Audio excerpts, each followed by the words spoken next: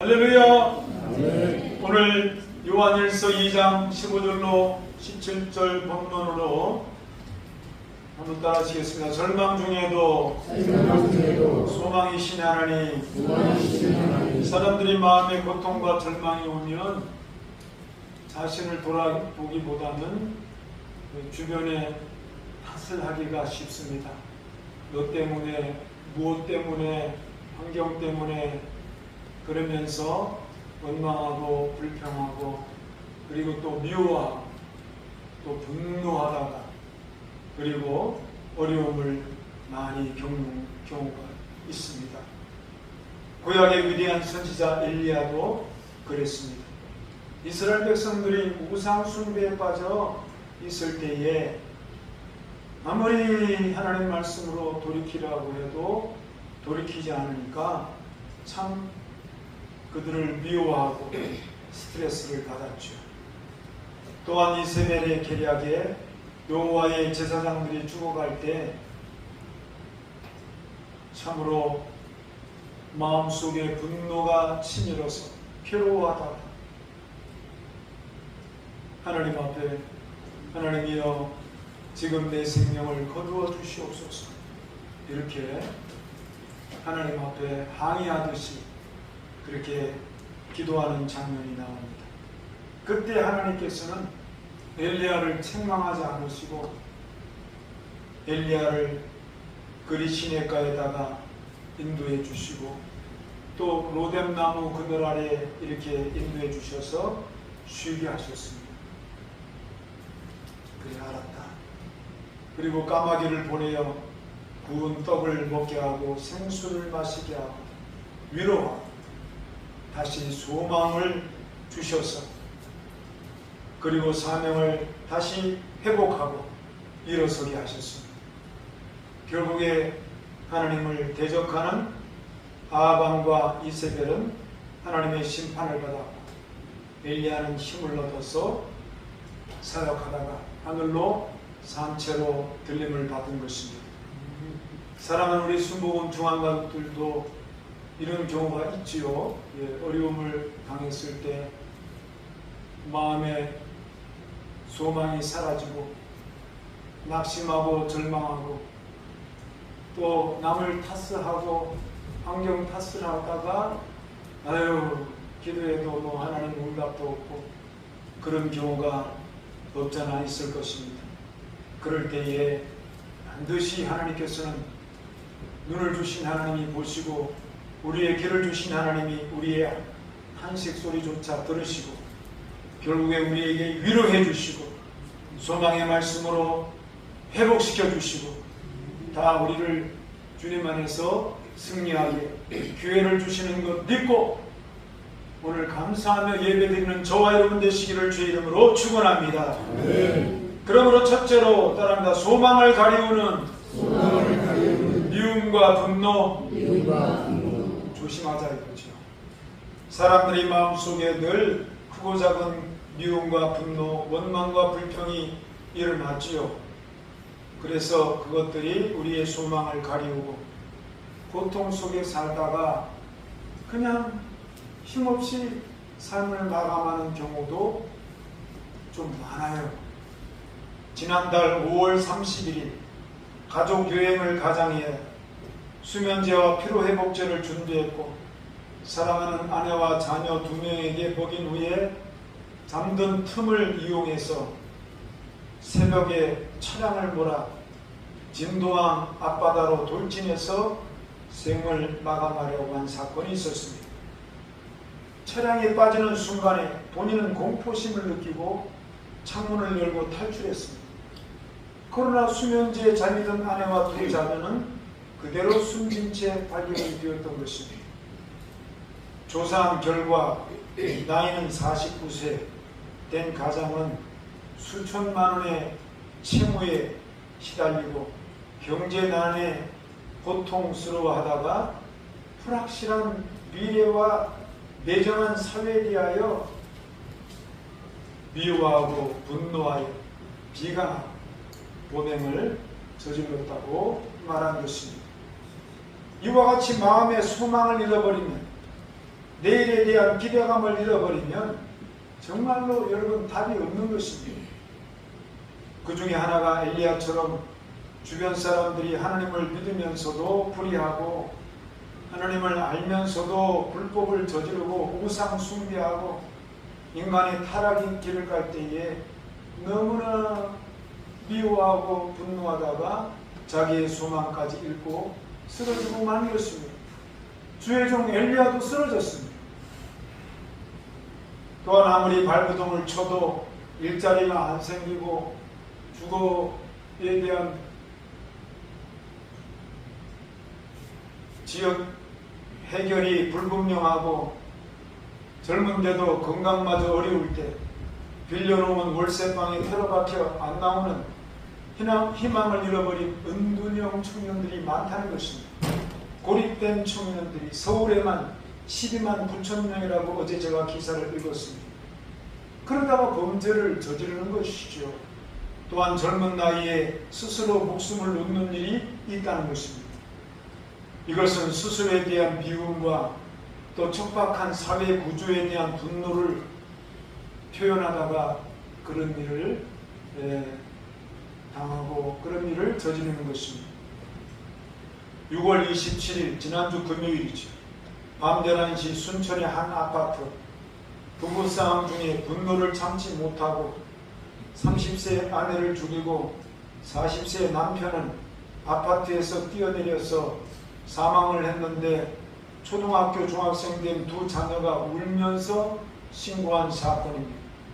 이와 같이 우리 삶 속에 원수 마귀 사탄은 어느 누구에게라도 주의 종이 됐던 청소년이 됐던 청년이 됐던 가장이 됐던 누구에게라도 생각과 마음에 들어가서 한숨과 탄식하고 좌절하고 거기에서 주변의 미움의 대상을 찾고 그리고 잘못된 사회구조에 분노하고 이성을 잃게 만들고 삶을 파탄에 이르게 한다는 것입니다. 요한일서 2장 11절 읽겠습니다. 그의 형제를 미워하는 자는 어둠에 있고 또 어둠에 행하여 갈 곳을 알지 못하나니 이는 그 어둠이 그의 눈을 멀게 했습니다. 여러분 우리가 어려움이 온다고 한숨과 탄식 속에 그냥 좌절하면 우리의 삶의 눈을 멀게 하는 것입니다. 그것을 또 자기 자신을 돌아보는 깊은 통찰력이 사라지고 주변의 가족을 탓하고 이웃을 탓하면 아주 어려운 일이 생기는 것입니다. 방울뱀은 코너에 몰리면 그래서 그것을 못 참고 자기 몸을 물어뜯는 경우가 있습니다. 마치 미움과 분노는 상대방에게 고통을 가하기 전에 자기의 마음과 생명을 물어뜯는 것과 같은 것입니다. 그래서 자기 살과 같은 아내와 자녀에게 해를 입히고 자기 인생을 망치기도 하는 것입니다. 그래서 우리 마음속에 원망과 불평이 생기고 분노가 바람일듯이 일어나면 그 주변의 가정과 가족과 직장과 동료들까지도 소망을 잃게 할 수가 있습니다. 그래서 분노 조절이 안 되어서 우리가 분을 내면 본인과 그 주변에 불이 타듯이 모든 일들이 틀어지고 분노가 전염이 되어서 주변의 삶이 아주 삶이 척박한 경우가 많다는 것입니다. 잠언서 15장 18절이 그 말씀이죠. 읽겠습니다. 돈을 쉽게 내는 자는 다툼을 일으켜도 노하기를 더디하는 자는 시기를 거치게 하느니라. 유명한 소설가 해밍웨이가 그랬습니다. 경건한 기독교 가정에서 태어났지만 아버지는 의료 선교를 하셨고 어머니는 신앙심으로 해밍웨이를 키우려고 아주 애를 많이 쓰신 어머니입니다.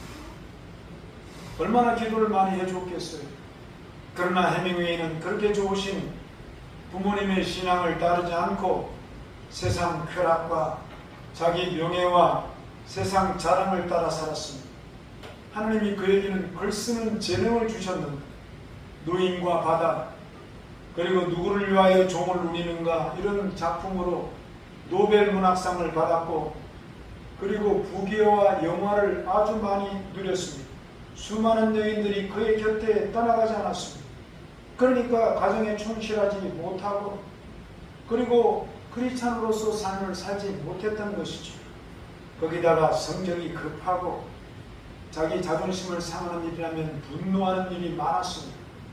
절제 있는 삶을 살지 못하다가 항상 불안증, 우울증, 근심증에 걸려서 시달리다가 결국에는 못 견디고 상한 엽총으로 자기 머리에 대고 쏘아 죽고 만 것입니다. 전도서 2장 23절은 이렇게 기록하고 있습니다. 읽겠습니다. 일평생에 근심하며 수고하는 것이 슬픔뿐이라 그의 마음이 밤에도 쉬지 못하나니 이것도 헛되었다.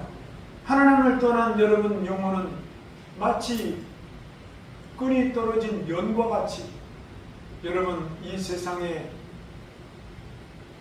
허무와 무의미 속에 떨어지고 마는 것입니다. 이 세상에는 관심이 많고 이 세상 부귀와 영화와 재미만을 찾았던 해밍웨이,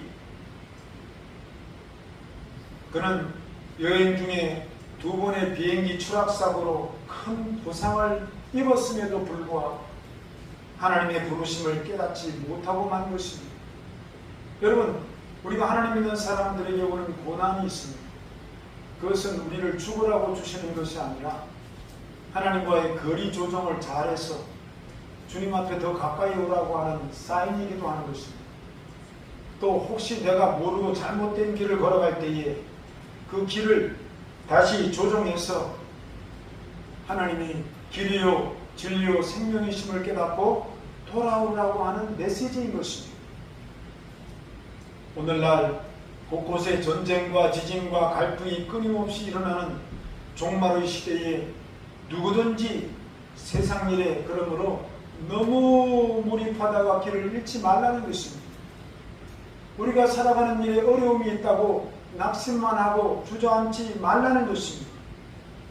세상에 재미없다고 세상에 재미난 것만 찾아서 다니고 세상을 사랑하지 말라는 것입니다. 그렇게 세상의 재미를 찾는 일에만 가다 보면 결국에는 마음의 만족을 못 얻고 원망과 불평하게 돼 있고 고통과 낙심 중에 떨어지게 돼 있고 그리고 미움과 분노 가운데 서로 탓을 하다가 그만 주님을 향한 거리가 멀어지고 자기의 생명의 원천인 하나님께 멀어지고 하나님의 숨결인 거룩한 바람이 자기 영혼 속에 들어온 줄도 모르고 살아가다가 멸망의 길을 가고 만다는 것입니다. 요한일서 2장 15절은 그래서 우리에게 이렇게 교훈합니다. 읽겠습니다. 이 세상이나 세상에 있는 것들을 사랑하지 말라. 누구든지 세상을 사랑하면 아버지의 사랑이 그 안에 있지 아니하니. 세상을 사랑하면 하나님의 사랑이 멀어지게 되어 있잖아요. 우리의 영혼의 원천인 하나님과 멀어지면 아무리 무엇을 가져도 세상의 재미를 가져도 결코 우리의 영혼의 만족을 얻을 수가 없는 것입니다. 그래서 이 세상에 있는 정치, 경제, 사회, 문화 속에 육신의 정욕, 안목의 정욕, 이 세상에 자랑이 있으나 하나님이 주시는 평안과 미래와 희망이 아닌 것은 조심하라는 것입니다. 믿음에 그래서 우리는 가정을 지킬 줄 알아야 하고 하나님이 주신 직분과 거룩한 사명을 지키는 우리 모두가 되시기를 주님의 이름으로 축원합니다. 축복합니다. 요한일서 2장 17절입니다. 읽겠습니다. 이 세상도 그 정욕도 지나가되 오직 하나님의 뜻을 행하는 자는 영원히 거하느니라. 아멘. 우리 생명의 원천이 하나님께로부터 왔기 때문에 결코 하나님의 말씀과 그분의 사랑을 떠나서는 물없는 물고기와 같이 말라가기 때문에 그런 것입니다. 그렇다면 우리는 크고 작은 절망과 낙심과 고통 속에 어떻게 살아야 할까요? 우리의 힘으로 능으로 안 되고 미움과 분노에도 안 되니 어떻게 할까요? 두 번째로 따라합니다. 하나님만 의뢰하게 하심이라. 사도 바울이 그랬습니다. 소아시아에서 전도하다 당한 환난은 고난은 말로 다 표현할 수가 없었습니다. 억울하게 잡혀서 에베소 원형 운동장에서 사나운 짐승과 생사를 걸고 싸워야 되는 핍박을 받았습니다. 또한 은장색 데메트리오라는 악한 사람이 일어나서 폭동을 일으키고 전도를 방해하며 오히려 바울을 죽이려 했으나 겨우 살아나서 복음을 전거했던 것입니다. 예수님 복음을 전하는데 엄청난 고난과 환난이 있었습니다. 사도 바울은 처음에 잘 이해를 못했습니다. 아니, 주님의 일을 하고 주님의 이름으로 기도드리는데 왜 이런 어려움이 생길까? 하나님이 이런 나를 보거나 계실까? 도대체 하나님은 내게 관심이 있습니까? 그런 마음을 가질 수도 있었던 것이죠. 얼마나 힘들었던지 살 소망이 끊어졌다고 고백한 것을 보면 알 수가 있습니다. 고린도후서 1장 8절이 그 말씀이죠. 읽겠습니다. 형제들아, 우리가 아시아에서 당한 환난을 너희가 모르기를 원하지 아니하노니 힘에 겹들어 심한 고난을 당하여 살 수만까지 끊어지고. 얼마나 힘들었으면 살 수만까지 끊어졌다고 보면. 사랑하는 우리 예배가족들은 어떻습니까? 우리의 삶에 고난을 당하여 살 수만까지 끊어지는 경험이나 크고 작은 어려움들이 다 있지요. 아마 있었을 것입니다. 그래서 그런 생각을 가진 적이 있었을 것입니다. 그러다가 사도 바울은 깨달았습니다. 어떤 걸 깨달았을까요? 고린도후서 1장 9절이 이런 말씀이죠. 읽겠습니다. 우리는 우리 자신이 사형 선고를 받은 줄 알았으니 이는 우리로 자기를 의지하지 말고 오직 죽은 자를 다시 살리시는 하나님만 의지하게 하심이라. 아멘. 따라합니다. 자기를 의지하지 말고 오직 죽은 자를 다시 살리시는 하나님만 의뢰하게 하심이라. 할렐루야. 사도 바울은 이것을 뒤늦게 깨달았습니다. 그 외에 여러 번 배를 타고 가다가 배가 난파되어서 깨져서 죽을 뻔했고, 자기 몸에 중병이 걸려서 며칠 동안 의식 없이 고열에 시달리기도 했습니다. 육체에 가신 간질이나 그리고 안지를 통해서 절망적인 상태에서 하루하루를 사형 선고를 받은 사람 같았다. 그렇게 보게 됐습니다. 그러나 그때마다 하나님만을 의지하고 그 모든 고난을 극복하고 승리했던 것을 성경을 통해서 우리는 알고 있는 것입니다. 여러분, 우리가 예수님을 잘 믿는 크리스찬이라도 경건하고 신령한 신앙생활을 한다고 해서 고난이 없는 것은 아닙니다. 경건하고 신앙생활을 잘하는 사람에게도 고난이 옵니다. 그리고 인생 재미가 없어요. 예수님 잘 믿는데 왜 재미가 없을까요? 육신의 재미가 없을 수도 있어요. 그래서 고난 중에 분노하고 남 탓하고 미워하고 예수 믿는 게 뭐 이러냐 원망하고 불평하는데, 그때마다 사도 바울처럼 깨달았어. 오직 하나님만 의지하고, 그래서 인내하며 살아갈 때에 하나님의 능력이 결국에는 임하여 사도 바울처럼 모든 것을 승리할 수가 있게 되는 것입니다. 하나님을 가볍게 여기는 사람은 인생 재미가 없다고 할 때, 고난이 올 때에 세상에 나가서 술 마시고, 요즘에는 마약을 쉽게 구입한다고 그래요. 자기의 인생을 망치는 줄도 모르고 마약을 하고 하나님이 주시는 시간 낭비를 다 해버리고 결국에는 그 열매가 어떻게 됩니까? 여러분, 그런 해로운 것들은 끝이 안 좋잖아요. 끝이 안 좋아요. 자기 몸을 망치고 정신을 망치고 자기의 청춘을 망치고, 그래서 그 다가온 고난에 짓밟혀서 파멸을 하고 마는 것입니다. 그러나 하나님 안에 있는 저와 여러분들은 고난이 오면 오히려 하나님만 노래하고 살아가면 고난이 내 인생에 뭐가 되냐? 좋은 걸음이 된다는 것입니다. 할렐루야. 걸음이라는 것은 뭡니까? 걸음은 냄새나고 썩는 거죠.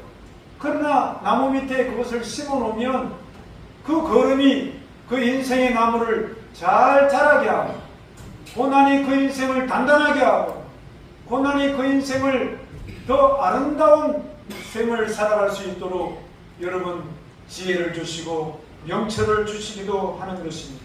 할렐루야. 시편 119편 71절의 그 말씀이죠. 읽겠습니다. 고난당하는 것이 내게 유익이라 이로 말미암아 내가 주의 율례들을 배우게 되었나이다. 할렐루야. 고난당할 때 하나님 앞에 하나님을 의뢰하면 그 인생의 걸음이 되는 것이, 6.25 전쟁 중에 낙동강 전투가 그랬습니다. 여러분, 6월달은 이번에 이제 마지막 주일인데 호국 복원의 달이고 6.25 전쟁 75주년을 여러분 우리가 기억하는 달이기도 하는 것입니다. 그래서 낙동강 전투 때 북한 공산당의 탱크와 야포들이 밀고 들어와서 이제 풍전등화입니다. 정말 이제 밀어제끼면 부산 앞바다에 다 빠져 죽게 생겼습니다. 그리고 엎친 데 덮친 격으로 7, 8월에 장마가 시작됩니다. 점점 밀리는 전쟁 속에 기도하는 대통령 이승만이 부산 초량교회에 피난 온 200여 명의 목사님과 성도님들을 초청하여 마지막으로 부탁을 했습니다. 몇 시간 전에 미국의 메가다 사령관이 B-29 폭격기로 낙동강 전선에 펼쳐진 공산당들에게 폭격해 주기로 했다는 것입니다. 그 당시 비가 오면 폭격기가 운행이 안 돼요. 비행기가 구식이라, 요즘에는 전자장치가 다 알아서 하는데 옛날에 B-29 때는 이 보고서 거기에다가 폭탄을 떨어뜨려야 되니까 날씨가 안 좋고 구름이 끼고 비가 오면 못하는 것이지요. 그래서 10일 동안 금식하며 그리고 비가 안 오도록 기도해달라고 요청했는데, 그래서 전심으로 10일 동안 금식하고 기도한 것입니다. 회개기도드렸습니다. 그동안 대한민국이 대대로 지역 간에 당파 간에 세대 간에 분쟁하고 싸웠던 것을, 서로 미워하고 분내며 싸웠던 것을 회개기도했습니다. 또한 교회가 신사참배하고 해방된 지 얼마 안 됐으니까요. 그래가지고 우상 숭배한 죄를 회개하고, 그리고 강당에 니편 내편 싸웠던 죄를 회개하고, 예수님을 복음을 믿지 않고 제대로 전해주지 못했던 죄를 회개하고, 예수님 믿는 성도들이 빛과 소금의 직분을 감당하지 못했던 것을 눈물로 회개하고 또 회개하고 또 회개하고. 하나님 아버지, 이 민족이 죽느냐 사느냐의 기로에 있습니다. 절체절명의 순간에 와 있습니다. 하나님이여 우리를 불쌍히 여겨 주옵소서. 우리의 생명의 근원 되시는 하나님이여, 역사의 중심을 주관하시는 하나님이여, 불쌍히 여기시고 우리를 도와주옵소서. 비구름이 없어지게 하시고 자유수호를 위한 B-29 폭격이 단행되었어. 유물론주의, 사람을 물질 취급하는 저 유물론주의, 교만주의, 우상 종교주의, 김일성 일당 독재주의, 북한 공산당을 물리쳐 주옵소서. 기도하고 그리고 기도하는 성도와 그리고 온 나라의 소망이 되어 주실 것을 간절히 기도해요. 그러자 그렇게 비가 오는 우기 때에 7, 8월의 날씨가 거짓말처럼 화창하여 B-29 폭격기가 7, 8월 내내 낙동강 전선 일대를 폭격하여 공산당의 탱크들이 파괴되어지고 야포가 부서지고 전부 다 못 견디고 도망가기를 시작한 것입니다. 시편 50편 15절의 말씀이 이루어졌죠. 읽겠습니다. 한량 날에 나를 부르라. 내가 너를 건지리니 네가 나를 영화롭게 하리로다. 할렐루야. 아무 소망이 없어요. 하나님밖에 없어요. 저와 여러분의 인생에 주님을 찾는 시간들이 얼마나 있었는지 모르겠습니다. 살만 하니까 기도를 안 하셨는지도 모르겠습니다. 여러분, 우리가 내 삶의 원천이 되시고 생명의 근원 되신 하나님 없이는 도저히 살 수가 없어요. 우리가 미리미리 하나님을 인정해드리고 환영해드리고 그분을 기뻐하며 찬양하고 그분과 교류 교통하는 이와 같은 예배가 기쁨 가운데 계속 이루어지시기를 주의 이름으로 권면합니다. 그래서 그 이후에 기도를 받으신 하나님이 무슨 기도요? 회개 기도. 무슨 기도요? 하나님 밖에는 다른 것이 없습니다. 의뢰하는 기도. 그러니까 비가 폭격이 끝나는 순간까지 그쳐주시고 그 이후에 9월 16일 인천 상륙작전, 그 이후에 9월 28일 서울 탈환하는 기쁨을 누렸고 10월 21일 평양이 수복이 되고 계속 북진하여 두만강 압록강에서 물을 마시는 기념비적인 역사의 승리를 했던 것입니다. 물론 그 이후에 1.4 후퇴 중공군의 100만의 대군이 인해 전술로 들어와서 이렇게 또 돌아온 그런 어려움이 있었지만 지금의 휴전선을 이루고 여러분 이렇게 자유대한민국의 하나님의 사랑과 구원을 우리가 받을 수가 있었던 것입니다. 우리에게 다가온 고난은 오직 죽은 자를 다시 살리시는 하나님만 의지하라고 하는 의미가 있습니다. 우리에게 다가오는 여러분 여러 가지 미움과 분노와 원망과 불평은 우리 주변에 탓을 하기보다 내 자신을 돌아보고 그리고 하나님 앞에도 깊어지는 믿음의 사람으로 살라고 하는 메시지가 있다는 것입니다. 그래서 결국 소망의 하나님이 우리에게 기쁨과 평강을 주시고 성령의 충만함으로 영원히 잘된같이 검사도 함께 해주시고 연약한 육체를 다 사는 동안에 주님이 축복해 주시는 것 믿으시기를 주의 이름으로 축원합니다. 로마서 15장 13절 읽겠습니다. 시작. 소망의 하나님이 모든 기쁨과 평강을 믿음 안에서 너희에게 충만하게 하사 성령의 능력으로 소망이 넘치게 하시기를 원하노라. 할렐루야! 우리 하나님께 감사와 영광의 박수드립니다. 마지막 세 번째로 따라합니다. 절대 희망이 되시는 예수님. 삶에 고난이 온다고 여러분 누굴 탓하지 말고 미움과 분노, 원망과 불평으로 살지 마시고 반드시 여러분 하나님이 함께 하시면 모든 것이 다 회복이 된다는 사실을 잊지 마시기를 바랍니다. 그래서 우리가 미움과 분노, 원망과 불평으로 살면 반드시 저주가 다가와 끝이 안 좋아요. 파멸의 길로 가고 만다는 것입니다. 그래서 예수님께서 인생의 저주의 상징인 십자가를 지고 죽어주셨습니다. 갈라디아서 3장 13절 읽겠습니다. 시작. 그리스도께서 우리를 위하여 저주를 받은 바 되사 율법의 저주에서 우리를 속량하셨으니 기록된 바 나무에 달린 자마다 저주 아래 있는 자라 하였습니다. 구약시대의 흉악한 죄인들은 십자가에 매달아 사형시켰습니다. 또는 원형 나무통에다가 달아서 사형을 시켰습니다. 그런데 하나님의 아들 예수님 우리의 죄를 용서해 주시려고 십자가에 달려 돌아가시고 그리고 우리를 위하여 모든 가난의 저주와 흉악한 여러분 심판과 죽음을 다 이 십자가에 갚아주셨다는 것입니다. 그래서 그 예수님 희생과 사랑, 그것을 우리가 받아들여서 구원받는 것이죠. 여러분, 그래서 현대에 가장 큰 죄는 뭐냐?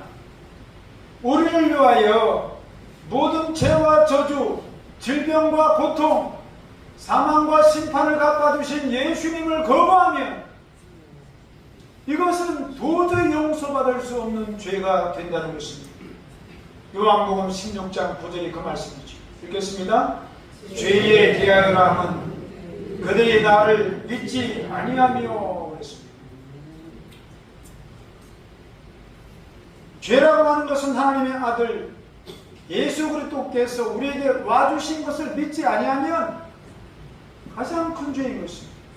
왜냐하면 그 예수님은 하나님이십니다. 그분은 사람으로 되어 오셨습니다. 하나님의 삶도 알고 사람의 삶도 아시는 분이죠.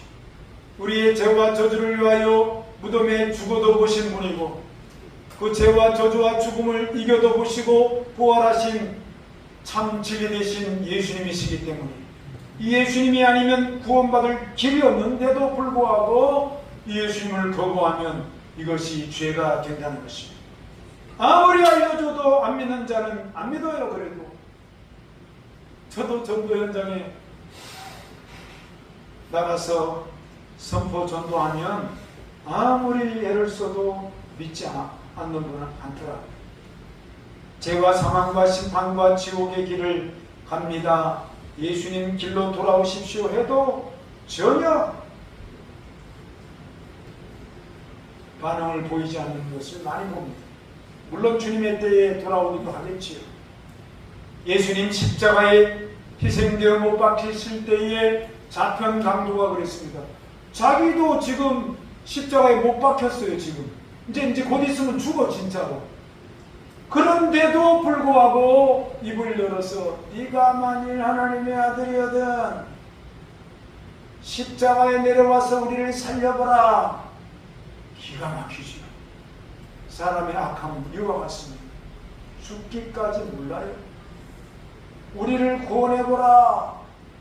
그러다 구원 못 받았어요. 성경에 의하면 직행으로 지옥 갔습니다. 그러나 우편에 있는 강도, 좌편 강도는 그렇게 이제 자기 스스로 멸망을 받았고 우편의 강도는 좌편에 있는 강도도 야 이놈아 너와 나는 죄가 있어서 죽어 마땅한 죄인이지만 이분은 죄가 없으신 하나님의 아들이야.